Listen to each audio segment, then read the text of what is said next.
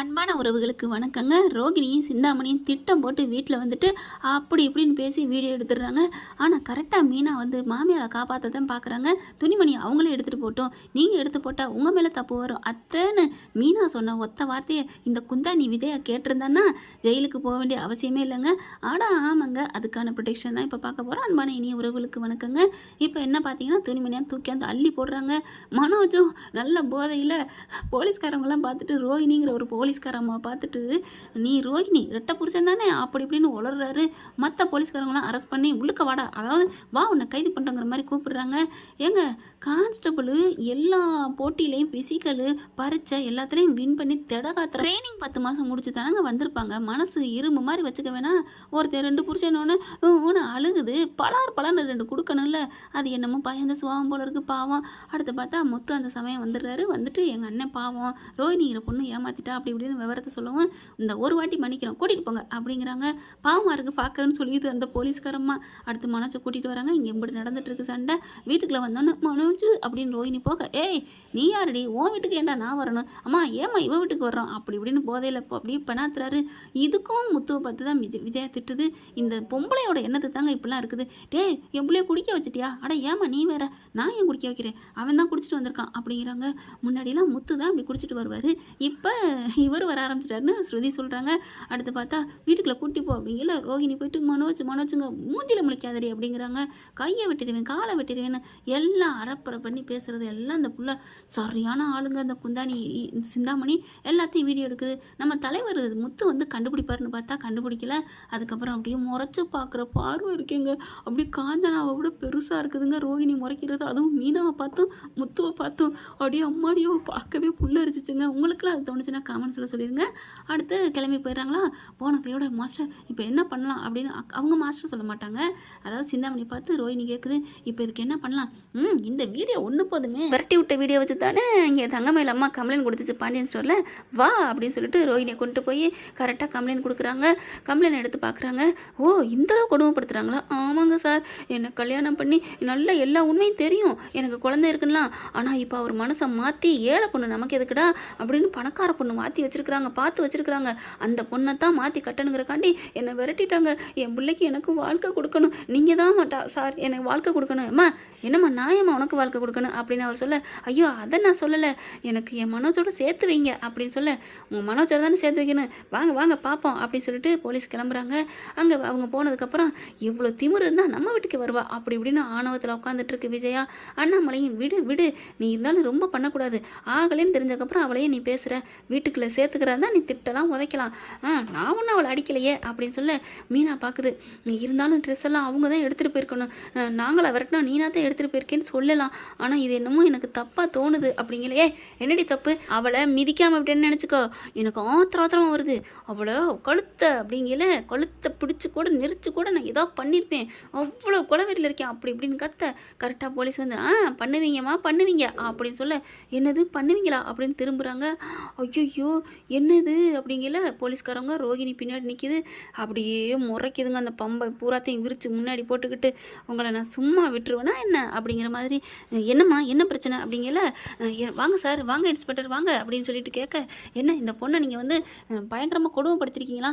என்னது கொடுமைப்படுத்திருக்கமா, ஆமாம் உங்கள் மையனை விட்டு விளக்கிடுவேன், இந்த மாதிரி வரதட்சணை கேஸ் அப்படி இப்படின்னு டார்ச்சர் பண்ணியிருக்கீங்க.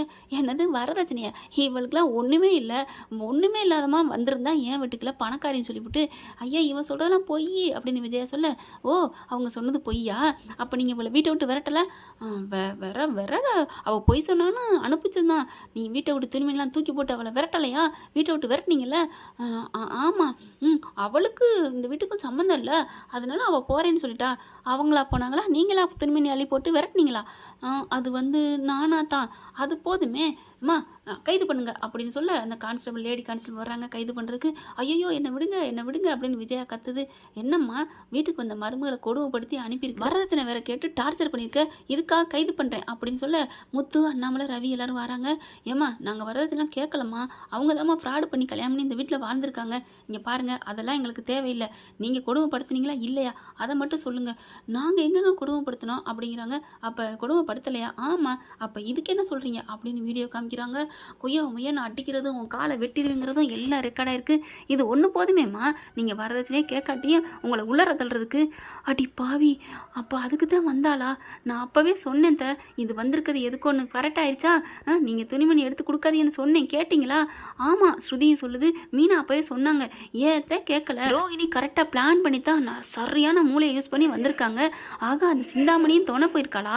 அந்த சிந்தாமணியை வச்சுக்கிறேன் அப்படின்னு விஜயா சொல்லாமா, நீ யாரை வேணாலும் வச்சுக்க, இப்போ நீ ரெடியாக கிளம்பு அப்படின்னு சொல்லிட்டு கைது பண்ணுறாங்க. ஐயோங்கல்ல.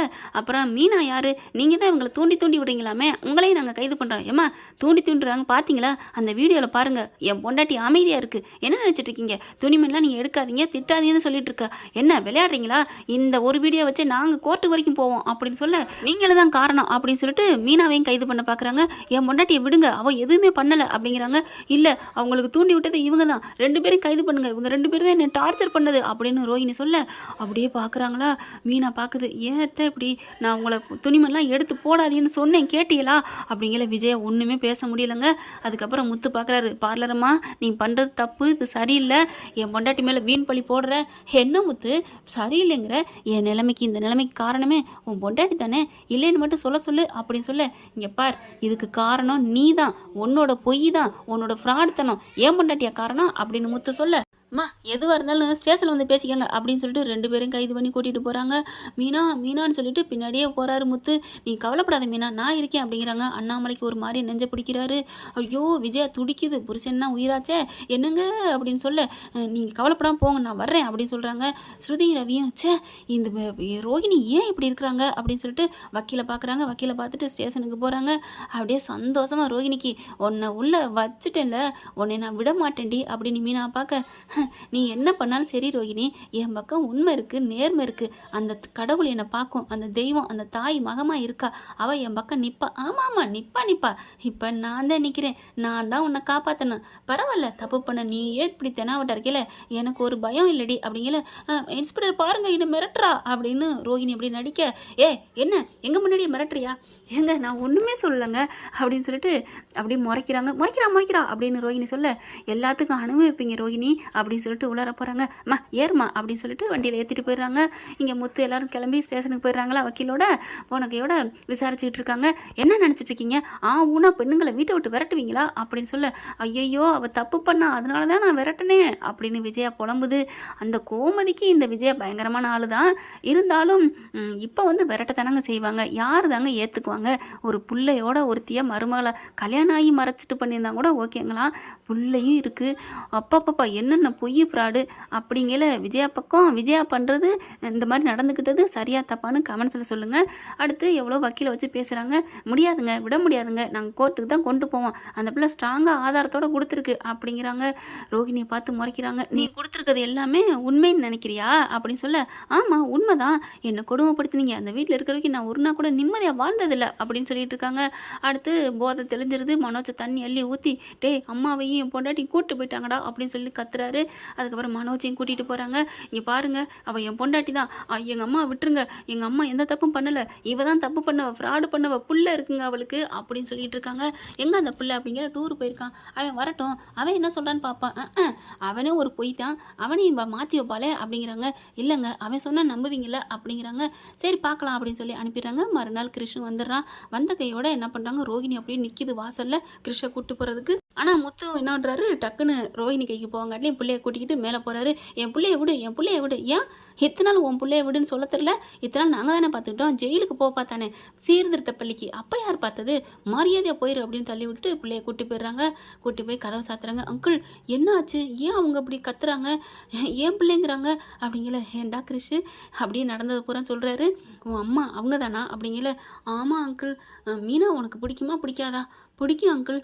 மீனா நல்லவங்களா, ரோஹிணி நல்லவங்களா? எனக்கு எங்கள் அம்மாவும் நல்லவங்க தான், மீனாட்டியும் நல்லவங்க தான். உனக்கு நான் கேட்கல, பொதுவாக கேட்குறேன். பொய் பேசுகிறதுல யார், மீனாவா ரோஹிணியா? மீனா ஆண்டி பொய் பேச மாட்டாங்க, ரொம்ப நல்லவங்க. அப்போ உங்கள் அம்மா இவன் சாரி அங்கிள், எங்கள் அம்மா கொஞ்சம் பொய் தான் சொல்லுவாங்க, மற்றபடி நல்லவங்க தான். நல்லவங்க தான்டா, உனக்கு நல்லவங்க தான், இல்லைன்னு சொல்ல. நான் இப்போ அதை பற்றி கேட்கல. நான் இப்போ வந்து உன்னை வந்து கோர்ட்டுக்கு இல்லை ஸ்டேஷனுக்கு கூட்டி போகிறோம். அங்கே வந்து நீ வந்து மீனா நல்லவங்களா கெட்டவங்களான்னு சொல்லணும். நீ என்ன சொல்லுவ? மீனா நல்லவங்கன்னு தான் சொல்லுவேன். உங்கள் அம்மா சொல்லக்கூடாதுன்னு சொன்னால் நான் அதெல்லாம் சொல்ல மாட்டேன். மீனா ஆண்டி நல்லவங்க நான் சொல்லுவேன் அப்படின்னு சொல்ல, வாடா என் நல்ல பிள்ளடா நீயாவது அப்படின்னு சொல்லி கட்டிக்கிறாங்க. ஆனால் ரோஹிணி வாசலே நிற்கிது. கரெக்டாக வெளியில் கூட்டிகிட்டு வராங்க. கிருஷ் வாடா அம்மா கிட்ட, நான் அம்மா சொல்கிறது கேளுடா, முத்து சொல்கிறது கேட்காதடா அப்படின்னு சொல்லிக்கிட்டே வர, ஏன் அங்கிள் அம்மா எப்படி சொல்கிறாங்க, அது கிடக்குது விடுமா அப்படின்னு சொல்லிட்டு ஸ்டேஷனுக்கு கூட்டி போகிறாரு. கூட்டி போயில எல்லாம் இருக்கிறாங்க ஸ்டேஷனில் வச்சு. அந்த பையலை வச்சு கேட்க, கிருஷ் இங்கே வாடா அம்மா சொல்கிறது கேளுடா, இருமா அங்கிள் ஏதோ சொல்கிறாங்களே அப்படிங்கல. அப்படி மீனா பார்க்குறாங்க. ஏன் அவங்கள உள்ளார தள்ளி வச்சுருக்கீங்க அப்படின்னு, உள்ளார ஏன் அடைச்சி வச்சுருக்கீங்க? அந்த பாட்டி என்ன பண்ணாங்க? ஐயோ பாவம் மீனா ஆண்டி, ஏன் வாங்க மீனா ஆண்டி, அவங்க வர்றதும் வராதும் உன் கையில் தான் இருக்குப்பா அப்படின்னு போலீஸ்காரங்க கேட்குறாங்க. நான் என்ன சொல்லணும் அப்படின்னு சொல்ல, இந்த மீனா வந்து நல்லவங்களா கெட்டவங்களா? நல்லவங்க, ரொம்ப நல்லவங்க. என்னை வந்து போலீஸ் ஸ்டேஷனுக்குலாம் ஜெயிலுக்குலாம் போக விடாமல் காப்பாற்றினது. அந்த வீட்லேயே முத்து அங்களும் மீனா ஆண்டியும் ரொம்ப நல்லவங்க. பாட்டி பாட்டி அப்பப்போ நான் யாரோன்னு நினச்சிட்டு என்னை திட்டுவாங்க, ஆனால் அவங்க என்னை கண்டுக்க மாட்டாங்க தான் அப்படின்னு சொல்ல. அப்போ இந்த ரோஹிணி சொல்லு, ரொம்ப நாளாக அத்தைன்னு தானே வளர்த்தாங்க? ஆமாம் அத்தைன்னு தான் வளர்த்தாங்க. இப்போ தான் கொஞ்ச நாளைக்கு முன்னாடி அம்மானு சொன்னாங்க. ஓ அப்படியா, அந்த வீட்டில் நீ பிள்ளையாவே வளர்ந்தது இல்லையா? இல்லை, முத்து அங்களும் மீனா ஆண்டி தான் என்னை பிள்ளையாக வளர்த்தாங்க அப்படின்னு சொல்ல. அப்போ மீனா ஆண்டி நல்லவங்கிறீங்க? ஆமாம். உங்கள் அம்மாவை எப்போ திட்டிருக்காங்களா? ஐயோயோ, எங்கள் அம்மாவை காப்பாற்றினதே மீனா ஆண்டி தான். அந்த வீட்டில் எத்தனை வாட்டி உண்மையை சொல்லு, நான் எனக்கு பயமாக இருக்குது அப்படின்னு சொல்லி அவங்க பயந்துட்டு தான் இருந்தாங்க. அதை விட அந்த வீட்டுக்கு என்னை கூப்பிட்டு வந்ததே மீனா ஆண்டி சொல்லி தான் எங்கள் அம்மா கூட்டிகிட்டு வந்தாங்க. எங்கள் அம்மா நிறைய நாள் என்னை விட்டுட்டாங்க தான் அப்படின்னு புட்டு வைக்க, சப்புன்னு ஒரு அரை ரோஹிணி கொடுக்குது அந்த இன்ஸ்பெக்டர். ஏண்டி எத்தனை பேர்கிட்ட தெரியுறீங்க அந்த நல்ல குடும்பத்தை? நல்ல குடும்பமோ என்னமோ, ஆனால் நீ ஒரு ஃப்ராடு. நீ எப்படி பேச போச்சு? அந்த பொண்ணை பாரு, அந்த மீனாவா? ஏமா மீனா முகத்தை பார்க்கல உனக்கு தெரியல? நீ பெத்த பிள்ளை தானே, உன் பிள்ளையே அவங்களுக்கு தானே பேசுகிறான். அப்போ அந்தளவுக்கு நீ நடந்துருக்கிற. இல்லை என் பிள்ளை அவங்க பிள்ளை, என் பிள்ளைன்னு தெரியும் உங்களுக்கு அப்படிங்கல. ஏண்டா உங்கள் பிள்ளை தான், ரோஹிணி பிள்ளை தான்னு இவங்க எல்லாருக்கும் தெரியுமா அப்படின்னு சொல்ல. அதெல்லாம் தெரியாது மேடம் அப்படின்னு கிறிஷு சொல்லிடுறான். கிறிஷு அப்படின்னு கட்டி பிடிச்சிக்கிறாங்க. இப்போ நீ இவங்க கூட போறியா? நான் எங்கள் அம்மா கூட போயிடுறேன் அப்படின்னு சொல்லிட்டு கிறிஷு வந்து அவங்க அம்மா கூட போகிறான். அப்படியே ஒன்றும் பண்ண முடியல, கேஸு பொடியாக போயிடுது. அதுக்கப்புறம் ரிலீஃப் ஆயிடுறாங்களா. அப்படியே வெளியில் வராங்க. பார்லரு மூளையை இன்னும் கொஞ்சம் பழமாற்றிட்டு எங்களை எப்படா சிக்க வைக்கிறதுன்னு, இதுக்கெல்லாம் நாங்கள் அஞ்ச மாட்டோண்டி, நாங்கள் பணங்காட்டு நாரி அப்படிங்கிற விஜயா வெளில வருது. அடித்து நீலாம் மானங்கட்டவளை என்னடி நினச்சிட்டு இருக்க, நீ என்ன வேணாலும் பண்ணுறே அப்படிங்கல. மனோஜும் பயங்கரமாக திட்டுறாரு. இங்கே பாரு மனோஜ், உன்னை நான் அடையாமல் விட மாட்டேன். இப்போ என் புள்ளனால நீங்கள் தப்பிச்சுக்கிட்டீங்க. உங்கள் வீட்டில் அவன் வளர்ந்ததுக்கு விசுவாசம் காமிச்சிட்டான். ஆனால் கண்டிப்பாக நான் மறுபடியும் வருவேன், உங்களை நான் விட மாட்டேன் அப்படின்னு சபதம் எடுக்குதுங்க ரோஹிணி. அப்புறம் மீனாவும் விஜய் வெளில வந்துடுறாங்க. அப்படி கட்டிக்கிட்டு அழுகுறாங்க மீனாவும் முத்துவும். விஜய் வந்துட்டு, சி நீ இவ்வளோ மோசமான ஆளாடி அப்படின்னு சொல்லிட்டு பயங்கரமாக ரோஹிணியை முறைச்சி பார்த்துட்டு கிளம்புறாங்க. மீனாவை பார்க்குறாங்க விஜயா மீனாவும் ஒரு மாதிரியாக பார்க்க. ஆனால் வாய் வரமாட்டேங்குது மன்னிப்பு கேட்குறதுக்கு விஜயாவுக்கு. என்னை மன்னிச்சிருடி அப்படின்னு சொல்ல முடியலை, ஏன்னா மீனா பேச்சை கேட்கல இல்லை. ஆனால் ஸ்ருதி எடுத்து கொடுக்குறாங்க. ஆண்டி மீனா சொன்னாங்கல்ல, கேட்டிருக்கலாம்ல, ஏன் ஆண்டி இப்படி பண்ணீங்க, மீனா ரொம்ப பாவம் நல்லவங்க புரிஞ்சுக்கங்க அப்படிங்கிறாங்க. முதல் தடவையாக நம்ம விஜயா மீனாவை கொஞ்சம் கருணையோட பார்க்குறாங்க. என்ன ஃப்ரெண்ட் இப்படிலாம் போனால் எப்படி இருக்கும்? நல்லா தானே இருக்கும், பார்க்கலாம். தேங்க்யூ. இந்த வீடியோ உங்களுக்கு பிடிச்சிருந்தா தயவு செய்து லைக் பண்ணுங்க. இன்னும் அப்டேட்ஸ்க்காக சேனலை சப்ஸ்கிரைப் பண்ண மறக்காதீங்க. நம்ம கிட்ட இருக்க எல்லா சேனல்ஸோட லேட்டஸ்ட் வீடியோ அப்டேட்ஸ்க்காக மேல ரைட் சைடுல காட்டுற லிங்கை கிளிக் பண்ணி வாட்ஸ்அப் குரூப்ல ஜாயின் பண்ணுங்க. உங்களிடம் விடைபெறுவது நான் உங்கள் மெஹர்.